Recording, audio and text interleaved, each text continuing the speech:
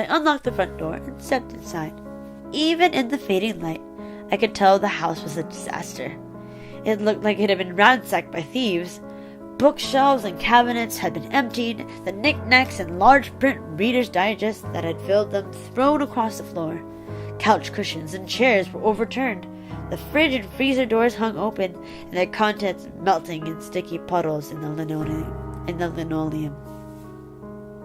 My heart sank. Grandpa Portman had finally lost his mind. I called his name, but heard nothing. I went from room to room, turning on lights and looking anywhere a paranoid old man might be hiding from some monsters. Behind furniture, in the attic crawl space, under the workbench in the garage. I even looked behind his weapons cabinet, though, of course, it was locked. The handle ringed by scratches had been where he'd tried to pick it. Out on the lanai, a gallow of unwatered ferns swung browning in the breeze, while on my knees on the astroturf floor, I peered beneath the rattan benches, afraid of what I might discover. I saw a glint of light from the backyard. Running through the screen door, I found a flashlight abandoned in the grass, its beam pointed at the woods that edged my grandfather's yard, a scrubby wilderness of sawtooth palmettos and trash palms that ran for a mile between Circle Village and the next subdivision, Century Woods. According to local legend, the woods were crawling with snakes, raccoons, and wild boars. When I pictured my grandfather out there, lost and raving in nothing but his bathrobe, a black feeling welled up inside me. Every other week, there was a news story about some geriatric citizen tripping into a retention pond and being devoured by alligators. The worst-case scenario wasn't hard to imagine. I shouted for Ricky, and a moment later he came tearing around the side of the house. Right away, he noticed something I hadn't. A long, mean-looking slice in the screen door. He let a low whistle. That's a hell of a cut. Wild pig could have done it. Or a bobcat, maybe. You should see those claws on them things.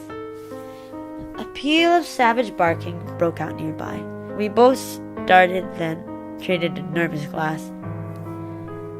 Or a dog, I said. The sound triggered a chain reaction across the neighborhood, and soon barks were coming from every direction. Could be, Ricky said, nodding. I got a 22 in my truck. You just wait. And he walked off to retrieve it. The barks faded, and a chorus of night insects rose up in their place, droning and alien. Sweat trickled down my face. It was dark now, but the breeze had died, and somehow the air seemed hotter than it had all day. I picked up the flashlight and stepped towards the trees. My grandfather was out there somewhere, I was sure of it, but I was no tracker, and neither was Ricky. And yet, something seemed to guide me anyway. A quickening in the chest, a whisper in the viscous air, and suddenly, I couldn't wait another second. I trumped into the underbrush like a bloodhound scenting an invisible trail. It was hard to run in the Florida woods, where every square foot not occupied by trees is a bristling with thigh-high palmetto spears and nest of entangling skunk vine. But I did my best, calling my grandfather's name and sweeping my flashlight everywhere. I caught a white glint out of the corner of my eye. I made a beeline for it, but upon closer inspection, it turned out to be just a bleached and deflated soccer ball I'd lost years before.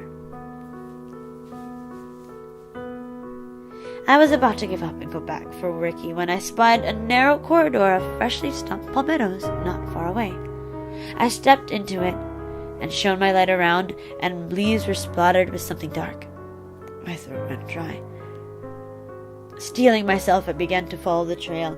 The farther I went, the more my stomach knotted, and though my body knew what lay ahead and was trying to warn me.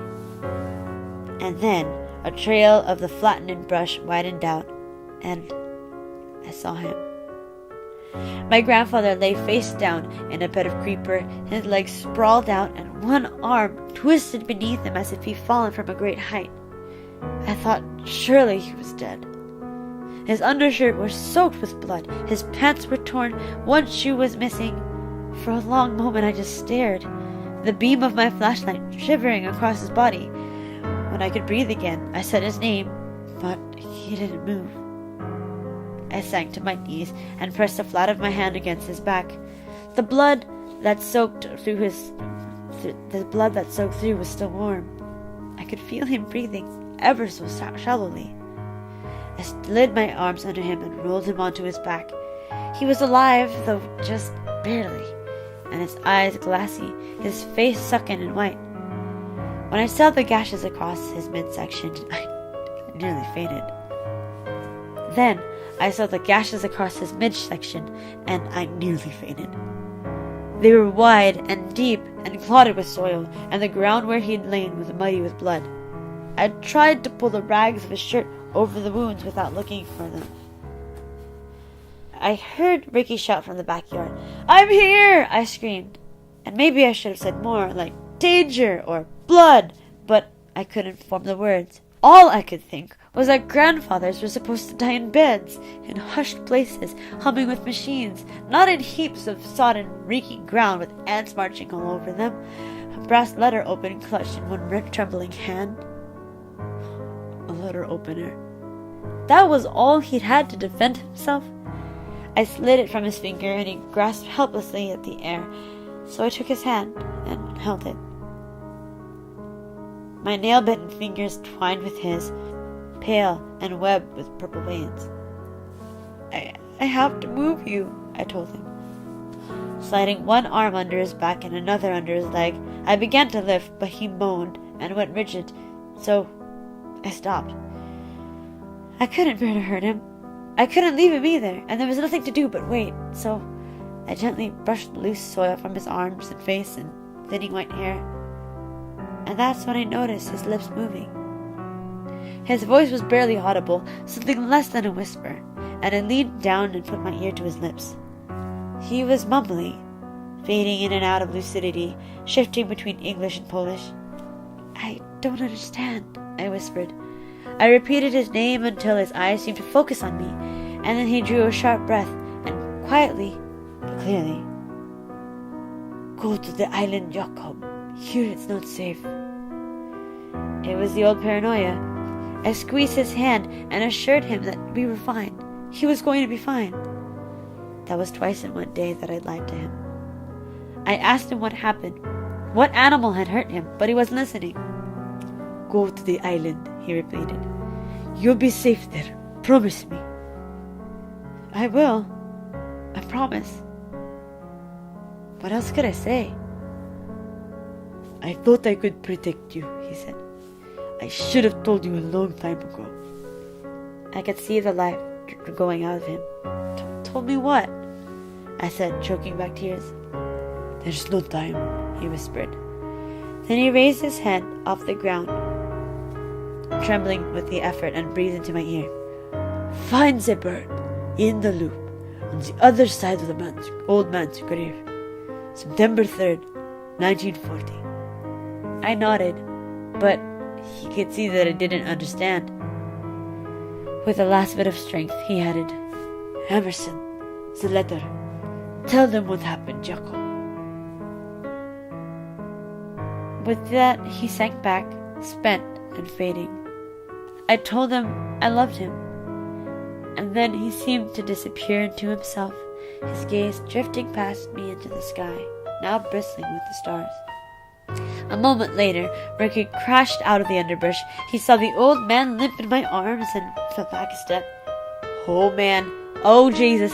Oh, Jesus," he said, rubbing his face with his hands, as he babbled about finding a pulse and calling the cops, and "Did you see anything in the woods?" The strangest feeling came over me.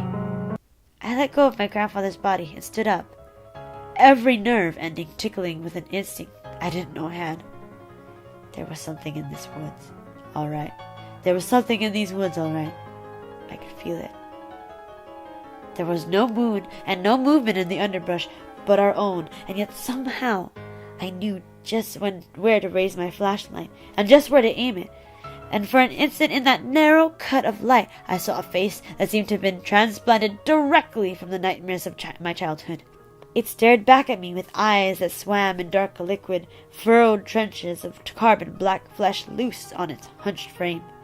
Its mouth hinged open grotesquely so that the mask of long eel-like tongues could wriggle out. I shouted something, and then it twisted and was gone, shaking the brush and drawing Ricky's attention. He raised his .22 and fired. Pop, pop, pop, pop, saying, "What was that? What the hell was that?" But he hadn't seen it, and I couldn't speak to tell him, frozen in place as I was, me dying, my flashlight flickering over the blank woods. And then I must have blacked out, because he was saying, "Jacob, hey, Ed, are you okay or what?" And then, that's the last thing I remember. Okay, everybody, so we're just going to stop there. That was Chapter 1 of Miss Peregrine's Home for Peculiar Children. Thank you guys, and I missed you. If you guys have any comments, leave them in the comments below, and I will see you next time. Bye!